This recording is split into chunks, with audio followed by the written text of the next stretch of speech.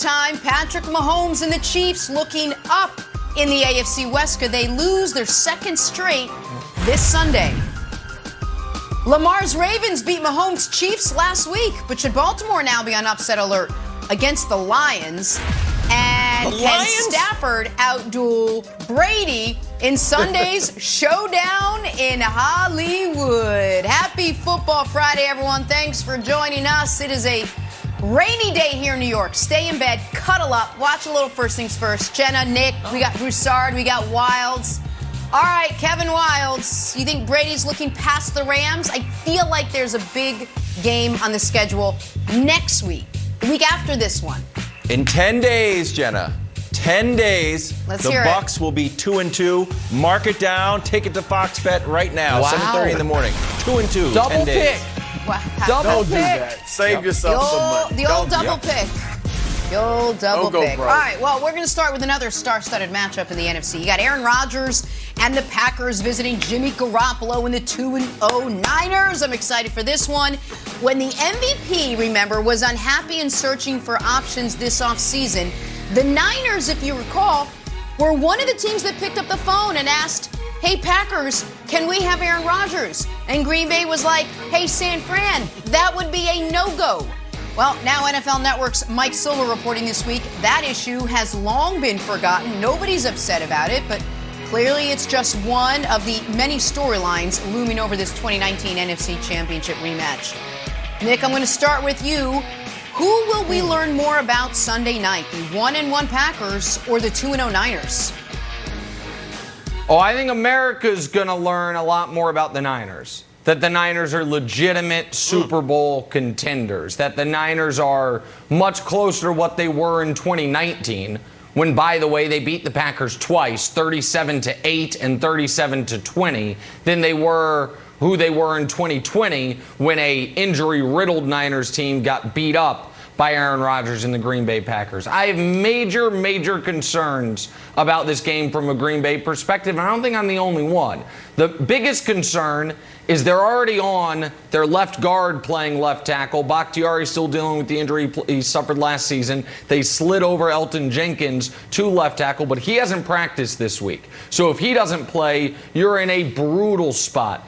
Additionally, as we talked about throughout the week, Green Bay has gotten no pressure on the quarterback all year. And so that is a huge problem for them. And when you consider the fact they have one sack, and if you remember that one sack was Jared Goff's tiny hands just losing the football, no one even touched him, they really have 0 sacks. So that's not great. On top of all that, Broussard, when I say I'm not the only one who's concerned, I think Aaron Rodgers is a little concerned. A little Easter egg in his interview with Pat McAfee, if you remember. He said, listen, we have a really tough schedule this year. We're going to have ups and downs. And he was talking about the media overreacting, is how we read it. I think he was also kind of talking about this game. Like, I know we very well likely might lose this week. And I don't want to deal with all the nonsense I dealt with after week 1. Now, the schedule softens up in the short term right after this week. But I think Aaron's concerned about this game. If I'm a Packer fan, I'd be concerned about this game. And I think this is a loss for Green Bay. And people start looking at the Niners as one of the top 2 teams in the NFC, Broussard. Ooh.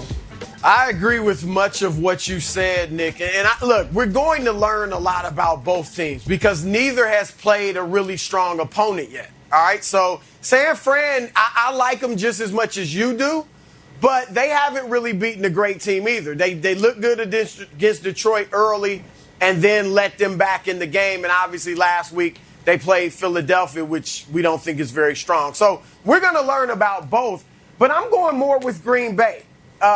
We're going to learn more about the Packers for many of the reasons that you said. You pointed out how in 2019, San Francisco owned the Packers. And these teams are very similar. I know people will say, oh, that was 2 years ago. The teams are essentially the same. And the fact is, when San Francisco has been healthy with Jimmy Garoppolo and the rest of their core players, Nick Bosa and the like, they've owned Green Bay.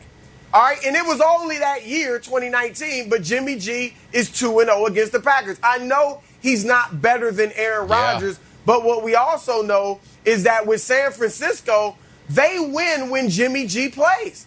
It's as simple as that. I keep saying this. They're 24-8 when he's a starter, and in that same period, they're 7-27 when he's not there, even with the great genius Kyle Shanahan. So one of the reasons they've beat up Green Bay when healthy is because they've owned them in the trenches. They've been too tough and too physical for Green Bay at the line of scrimmage and the point of attack. So I want to see, is this a different Packers team? Are they made of the right stuff? Will they match the physical play of Green Bay at the point of attack? So I'm looking for that. And also, Nick, you brought up Aaron Rodgers. I'm glad you did, because I still think there are questions about him. Not about how great he still is, not about can he still, be one of the best quarterbacks in the league, but is he going to be engaged week in, week out? All right, This Packers team has played they've played one half of great football. That's true. it. Really good football. 2 quarters out of 8 they've played well. And I'm not saying I don't expect Aaron Rodgers to be Aaron Rodgers, but I'm just saying it's just one game against a weak Detroit Lions team's Wilds that was supposed to quiet all the critics after that long off season. I want to see it again. If he struggles again, then I think the questions will abound once more, Wilds. Okay, Broussard, are you sharpening your knife? Are you putting your knives away? Because I felt like Aaron Rodgers, when he went on McAfee and tried to, torch people, to be honest with you, and he was very upset on how people doubted him. Everyone's like, I felt like most of the world said, okay, you were probably right. You're the MVP. There's going to be ups and downs. And I felt like you went back a little bit, but it also feels like you're taking your criticism car out of the garage. You're opening it up, right? You're opening the garage door. You might take it out on the highway. You might not. How sharp are your knives, or how fast are you going to drive the criticism car if he has a mediocre game? Well, if he has a mediocre game, I'm not necessarily going to go off on him, but we will learn something. We will learn that at least at this point, this is not the same Aaron Rodgers who came out ticked off last year and won the MVP award. All right, so that's what we learn. I got to see how he plays before I determine how sharp the knives will be. I'm not trying to pick on him, but look, I think the questions are still there. Well, so where I'll push back a bit is I think Aaron Rodgers could play a great game and the Packers lose. The Packers, until Zadarius Smith gets back, they have no pass rush. They're already without their all-pro left tackle. They might be without their all-pro guard who has replaced him at left tackle, which is going to make a team that, to Broussard's point, they couldn't block when they were healthy 2 years ago, probably unblockable. One of the reasons I like the Niners this year is I actually like the way they won against Philly. Against Detroit, in my individual record book, I have the Niners down as blowing out Detroit. I do not care. I don't think they won by 8. I know the world does. They didn't. They were up 24 points at the 2-minute warning. I don't care that they coasted on the final lap. But so they beat Detroit by scoring damn near 50, right? Then they play the Eagles, and it's like, it's going to be a defensive, low-scoring matchup. We can win one of those as well. I think the Niners are a very well-rounded team. Now, I am not worshiping at the altar of quarterback wins the way Broussard and Wilds are in relation to Jimmy Garoppolo. But I do care about the fact that he has not thrown an interception this year, that he's been playing clean football. And so I don't think they can win a Super Bowl with him at quarterback. I think eventually they make the transition to Trey Lance. But if they start out 3-0 and they beat Green Bay, I think it says a lot about them. And I think Green Bay, their path to a Super Bowl is going to be A, getting their best players back in Smith and Bakhtiari, or 2 of their 4 best players, and B, Rodgers catching fire in the postseason. I don't think, Jenna, this game is going to be an indicator of that, but I just don't think there's a good matchup for the Packers this weekend.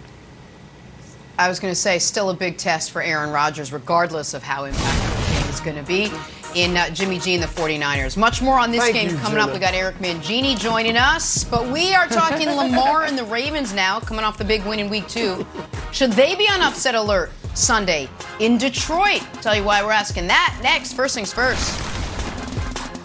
Sunday on Fox of the week, Tom Brady leads the Bucs touchdown against Matthew Stafford and the Rams. Wow! It's a huge doubleheader Sunday on Fox. Check for the game in your area. If Mark, Mr. Cartoon Machado, didn't have the fighting spirit to draw out his passion, he never would have perfected the street look. First things first is sponsored by Ram That's Trucks, the fighting spirit. built to serve. That's what makes them mine. Modelo, root for those with a fighting spirit. Dogs don't know what's good for them. Like not being able to leave a good stick alone. Time, Patrick Mahomes and Hello! Greenies. Something better for your dog to chew on. Yeah, I mean, the thing is, people like Geico because it's just easy. Bundling, for example. You've got